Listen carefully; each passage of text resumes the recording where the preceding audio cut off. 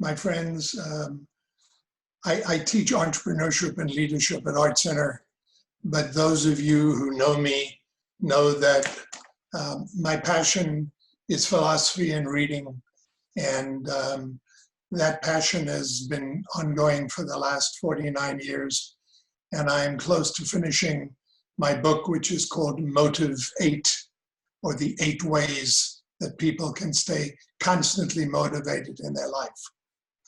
So I was born in 1945, which is the end of World War II. And that was a time of an existential threat against humanity. And obviously I was too young to understand, but for me to sit here tonight with this coronavirus pandemic, which represents another staggering existential threat to humanity, it forced me to go back to my favorite word, which is to reframe things. And the first reframing that came to mind was the word corona. And I thought to myself, you know, I always look at words like fear, which stands for false evidence that appears real. And it struck me that the word corona really should be seen as a challenging opportunity to reframe our narcissistic attitudes. Because, my friends, I think that's what got us here. So what I'd like to share with you tonight is just a little bit of my thinking on how can we reframe this awful, deadly coronavirus and think about it differently. Now, I also am a reasonably smart guy, and I realize that you have two choices. You can either look at me, which means you'll see my turkey neck, or I can share the screen and turn off my video, which I'm going to do now. And instead, what I'm going to do is share my screen and put up an image that I think is absolutely not only a beautiful image, but it is also an image that for me represents, of course, the remarkable song that John Lennon wrote called Imagine.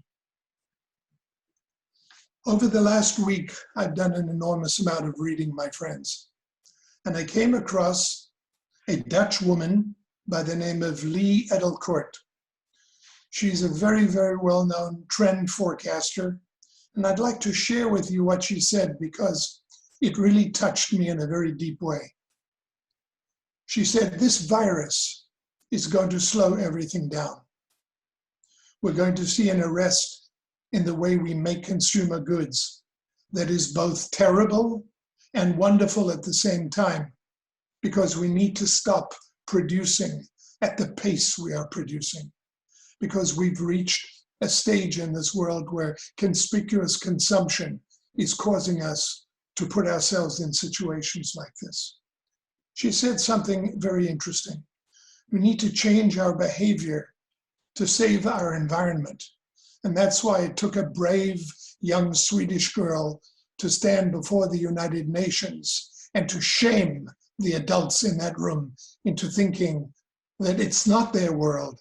It's the world of this 16-year-old girl, and it's the world of my 4 grandchildren, ages 10 and down, that we should be thinking about.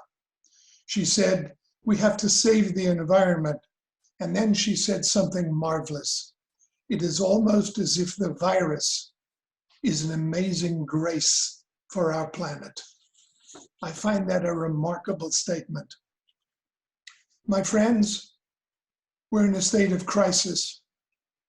And in a crisis, one of the things that every human being has to do is face tough decisions. It is my strong belief, and in my book, I talk about that we have only 2 intentions in life.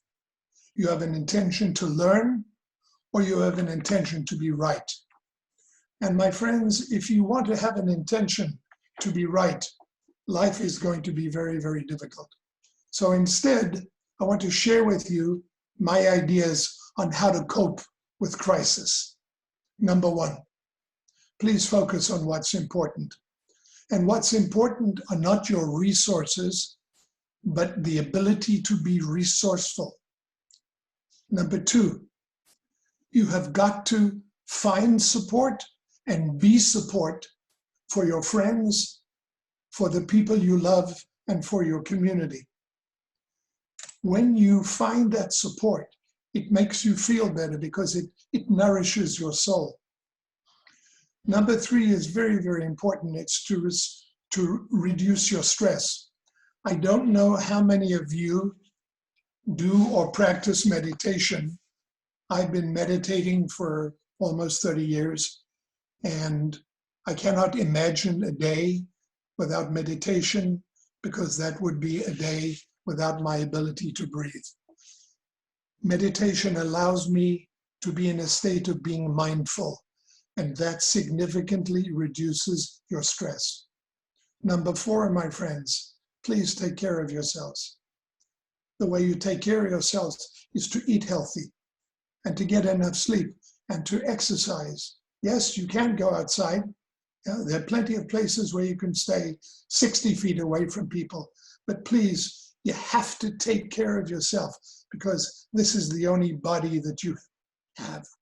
For me, I can share with you, in the last month, I've lost 30 pounds, and I'm ecstatic because I no longer have to behave like a whale that lives on its blubber. Number 5, very important. Please, my friends, be patient with yourselves. Be patient with the people you love, and be patient with the people who tend to make you impatient. Number 6, when you need help, ask. You know, my friends, this crisis has brought out the best in people because we have a common enemy. So, my friends, please, you need help, ask. And number 7 is help those in need. If you are one of those people who, in point of fact, can help others, then reach out and start helping them.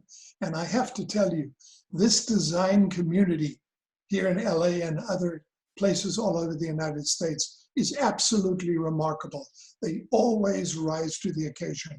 And it's such a wonderful, wonderful thing. One of the things I don't want you to forget is that creativity thrives when control and routine are out the window. And my friends, guess what? We no longer have control. In fact, everything is out of control.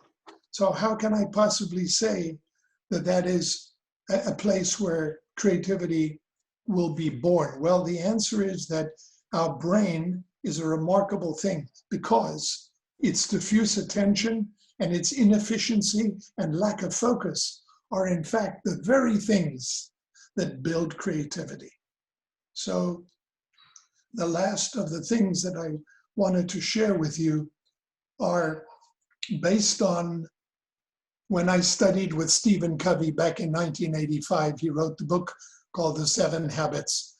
And I thought to myself, gee, are there any habits of highly creative people? So I went to my books in psychology, which is my favorite subject, and I picked up my favorite book, which is Love and Will by Rollo May.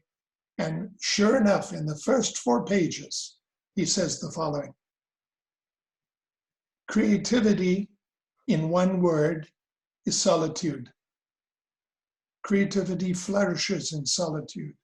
With quiet, you can hear your thoughts, you can reach deep within you, and you can focus.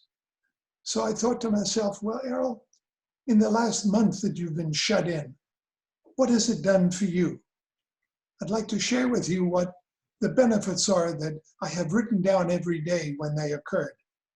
I've got time to think more than ever before, and I absolutely love the ability to take time to think. I'm now thriving on being alone and getting to know myself once again, to doing a personal audit of who I am and the things that make me the person that I strive to be.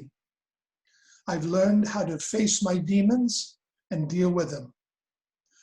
I've also created myself a place to create. I'm not a creative person. I'm a very left brain strategist, but I'm now taking pictures with my cell phone and sending them to friends, and I'm doodling and I'm having fun. I have a newfound peace because I have space to unwind. I have time to reflect on the things I've done, and I'm learning from it. And I've also found that isolation from the influences of other people are very, very, very beneficial to me. And then I thought to myself, gee, I wonder if there's some amazing people in the world who created things that are phenomenal in solitude. And I thought to myself, Wolfgang Amadeus Mozart, he said, when I am, as it were, completely myself, entirely alone and of good cheer, on such occasions, my ideas flow best and are most abundant. That's remarkable. Albert Einstein said, on the other hand, although I have a regular work schedule, I take time to go for long walks on the beach so I can listen to what's going on inside my head. People like Franz Kafka and Nikola Tesla and Pablo Picasso, these are all people who understood the value of solitude. So, my friends, I would like to end by saying to you, we have a common enemy in this coronavirus, but it has brought us together in ways that are absolutely unimaginable. And I would like to share with you the words of an absolutely beautiful song that says, I want one moment in time when I'm more than I thought I could be, when all of my dreams are a heartbeat away and the answers are all up to me. Give me one moment in time when I'm racing with destiny, and then in that moment of time, I will feel eternity. That, my friends, is just some of the thinking that I wanted to share with you. And my only hope for you, all of you, is that in a very short period of time, I can once again attend an AIGA meeting. And for the first time in maybe 6 or 7 weeks, I can hug some of the friends that I love so dearly. This is a very emotional time for me. And I will end by telling you that I read an old native Indian proverb. It is from the Cree Indian tribe. And it says, only when we have chopped down the last tree, when we have eaten the last fish, and we have poisoned the last drop of water, only then will we realize that we cannot eat money. Thank you, my friends, for the privilege of sharing with you.